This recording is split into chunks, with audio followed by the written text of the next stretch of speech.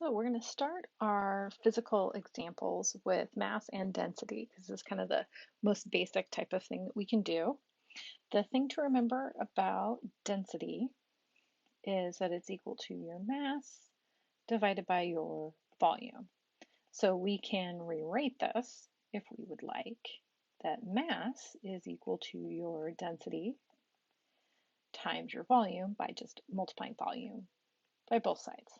So we're going to look at two really special cases of this because again, we've got to, as with a lot of things in math class, we've got to keep it kind of simple so that the math doesn't get too crazy. But if we were to do something more complicated, it would follow along the same lines here. So the idea is that, say we've got a car antenna, and maybe you guys are too young to know what a car antenna is. It's for getting like regular radio stations, and they're, a thin wire that sticks up off the top of your car. We're talking about that kind of antenna versus like a satellite radio antenna, which is kind of chunky. So it's a car antenna that's 3 feet long and has a density function of, that is not a P, that is actually a rho, that's a Greek letter, and we use rho for density. And so its density function is that it's 3x plus 2 pound-feet. And that should kind of make sense over here in terms of density. We've got mass on the top and volume on the bottom. But this is a one-dimensional object, so it doesn't have a mass per se, not a cubic mass. It's got just a length that it has. So we're going to place it on an axis here, and it's going to start at 0 and it's going to go to 3. So, we've got our antenna here. And the idea of this density function is that our antenna does not have the same density as you go through the antenna. That the density at, say, 0 here is 2 pounds per foot, but here at 3, it's 9 times 2, it's 11 pounds per foot. So the density changes as we move along that antenna. And so when we're looking at how we want to find the mass of this, that's going to be our density times our volume. Well, the density is different all along this antenna. So how we're going to figure this out is we're going to take this antenna and chop it up into little pieces, just like we do with everything in 252. We'll chop it up into little pieces. The length of each of these pieces will be delta x. And so this delta x is going to be our volume of our strips here. And it's basically just a length because it's a one-dimensional object. And we're going to have that our mass is going to be, again, our density times our volume. So it's going to be that function rho times delta x. And it's going to be rho at a particular x value in that interval. So we'll call that x sub I star. We do that all the time. And then what we'll do is add up from 1 to n all of these densities and then multiply them each by delta x, and that should look an awful lot like an integral, because if we take the limit as we go to infinity, so chop it into smaller and smaller pieces, this is going to be equal to the integral from a to b of our density function times dx. So for this problem, all we need to do is say that we're going to look at this from 0 to 3, because again, we set this antenna sitting down on the x-axis, and it starts at 0. And then our density function is 3x plus 2. And then we just have to take our integral and then plug in 3, and I'll save us that step, and we get 39 halves pounds. 39 divided by 2 pounds. All right, so that's what it's going to look like for a one-dimensional object. If we start looking at a two-dimensional object, we're going to look at disks. So things that are, flat and circular. So like frisbees or jar lids, or I'm trying to think of other plates, anything that's flat and circular. So we want to find the mass of a disk that has radius 5 centered at the origin and has a density function of rho is equal to square root of 3x.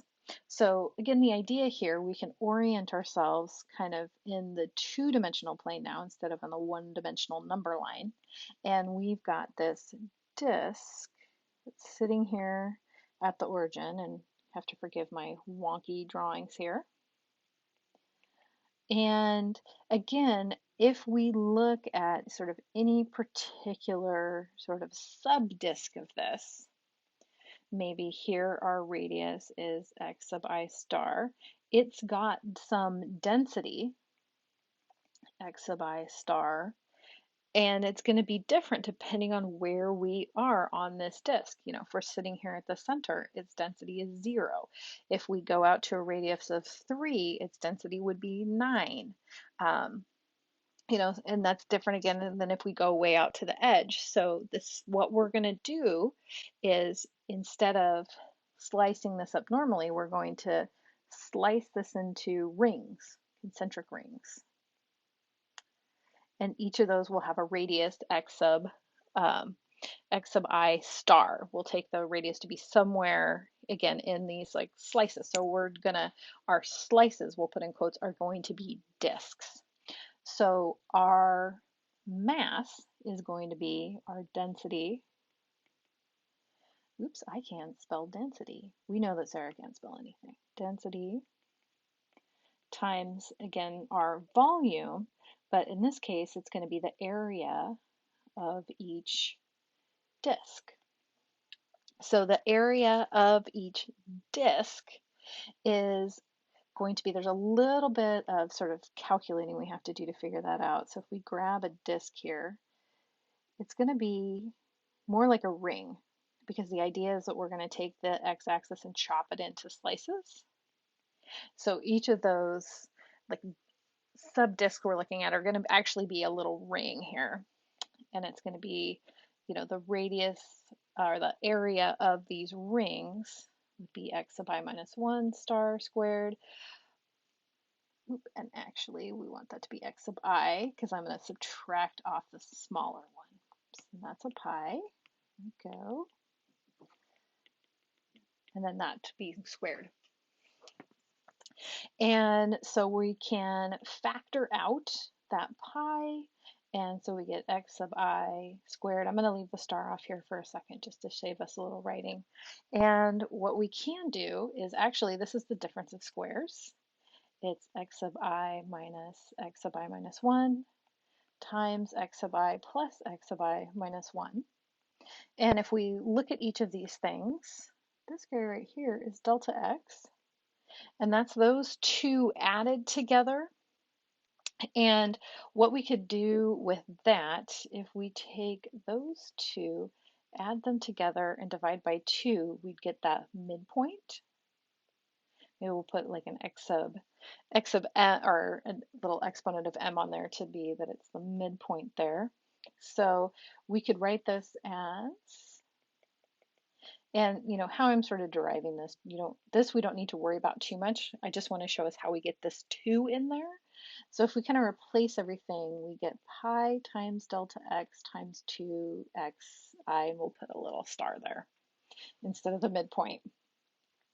And so now if we go back to that, we want to get the mass, it's our density times the quote volume, or the area of each of our ring disks that we've made. It's going to be that density function at x sub I star times